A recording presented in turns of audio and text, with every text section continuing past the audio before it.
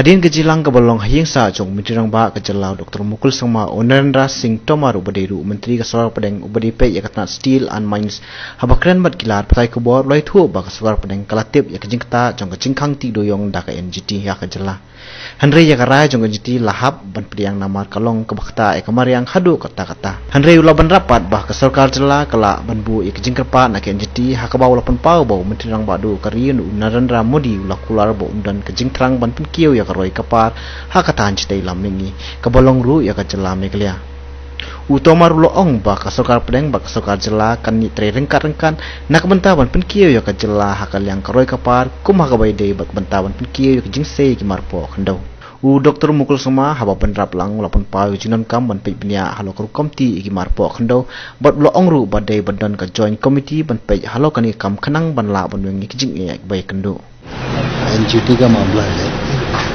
वो परिस्थितियों के कारण उत्पन्न हुआ है। ये सच है कि आज हम देखते हैं तो कई बार हमको उसका नुकसान दिखाई देता है, लेकिन ग्रीन ट्रिब्यूनल ने जो कुछ भी कहा वो पर्यावरण की रक्षा के लिए कहा, हम लोग कुछ लापरवाहियां कर रहे थे उसके लिए कहा, तो निश्चित रूप से उनको रेगुलाइज करना चाहिए और अपना पक्ष उनके सामने रखना चाहिए। सेंट्रल गवर्नमेंट को भी जरूरत पड़ती है तो अपना पक्ष रखिए, राज्य भी उस मामले में होमवर्क कर रहे हैं और ये लोग भी अपना पक्ष रखेंगे और जो उनके नॉर्म्स हैं, जो उनका कहना है उसको हम लोग पूरा करेंगे तो वो समस्याएं समाधान होंगी।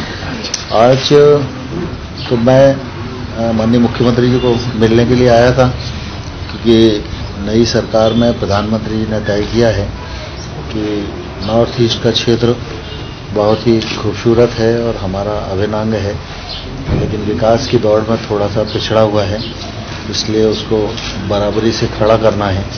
इसलिए केंद्र सरकार को पूरा उधर ध्यान देने की ज़रूरत है और इसलिए सभी मिनिस्टर्स नॉर्थ ईस्ट के क्षेत्र में जाएंगे, सबसे बात करेंगे और वहाँ की जो समस्या है उसमें हम लोग कहाँ सहायक हो सकते हैं, कहाँ उनको कानूनी रूप से मदद कर सकते हैं, आर्थिक रूप से मदद कर सकते हैं, संस्थागत मदद कर सकते हैं।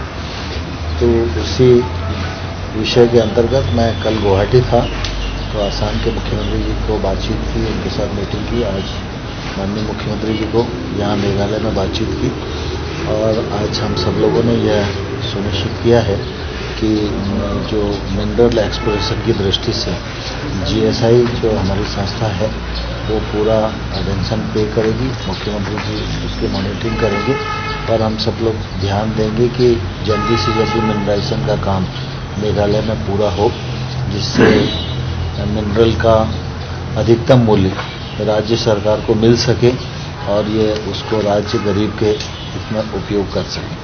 सर, स्टेट गवर्नमेंट को 600 करोड़ का लॉस हुआ है NGT बैंक के लिए, आप स्टेट गवर्नमेंट का किस तरीके से इसे हेल्प कर सकते हैं क्योंकि इससे इकोनॉमी इफेक्टेड नहीं हुआ है सर, आम आदमी का भी तो बहुत असर हुआ है, उसमें आप क्या बोलेंगे? नहीं, स्वाभाविक रूप से वो जो लॉस है वो दिखाई देता है, लेकिन कई बार जो परंपरागत चीज़ें चलती रहती हैं तो एक ना एक दिन तो उनको गेन होना ही पड़ता है, तो उसके कारण हम लोग मिलकर उसका रास्ता निकालेंगे।